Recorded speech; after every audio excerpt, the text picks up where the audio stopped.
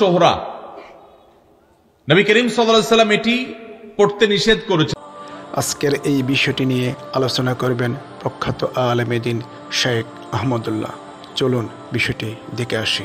সোহরা, নবী করিম সাল্লাল্লাহু আলাইহি ওয়াসাল্লাম এটি পড়তে নিষেধ করেছেন। লেবাস ও সোহরা কাকে বলা হয়? যেই পোশাক মানুষ কেনেই এই উদ্দেশ্যে যে সবার থেকে আমি আলাদা কিছু হয়ে যাব।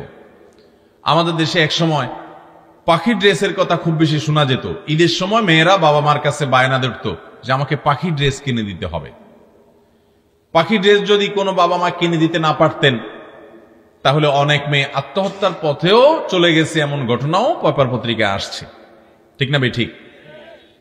পাখির ড্রেসের প্রতি এত টান, এর কারণ কি? এর কারণের ভিতরে একটা কারণ এটাও যে এটা কেউ কেউ পড়ছে, সবার নাই, তো আমার যদি থাকে তো একটা অহংকার হবে যে আমার কাছে এটা আছে পাখির ড্রেস।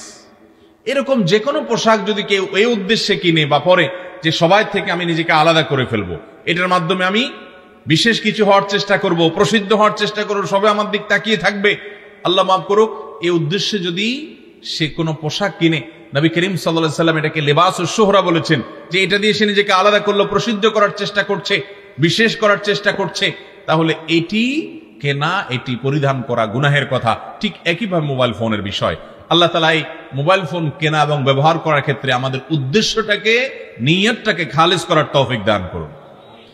নাম্বার 2, একজন মুসলমান তিনি মোবাইল ফোনে যখন কথোপকথন করবেন, কথাবার্তা বলবেন, কল দেওয়ার পর বিসমিল্লাহ শুরুতেই প্রথম তিনি কি বলবেন?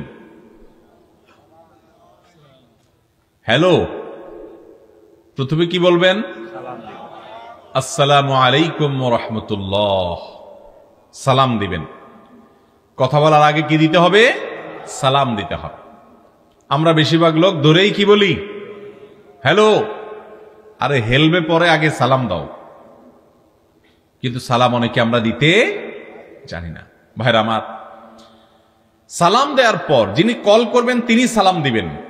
অনেক সময় দেখা যায় যিনি কল করেন, ফোন যিনি করেন, ডায়াল যিনি করেন, তিনি সালাম না দিয়ে তিনি হয়তো হ্যালো টেলো শুরু করছেন, তখন অপর প্রান্ত থেকে যিনি আছেন তিনি হয়তো সালাম দেন।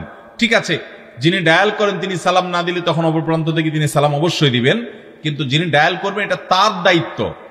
তিনি আবার অপর পক্ষ সালাম দিবে সে অপেক্ষায় থাকবেন না, বরং যিনি কল করেছেন, ডায়াল করেছেন, সালাম দেওয়াটা হলো তার দায়িত্ব।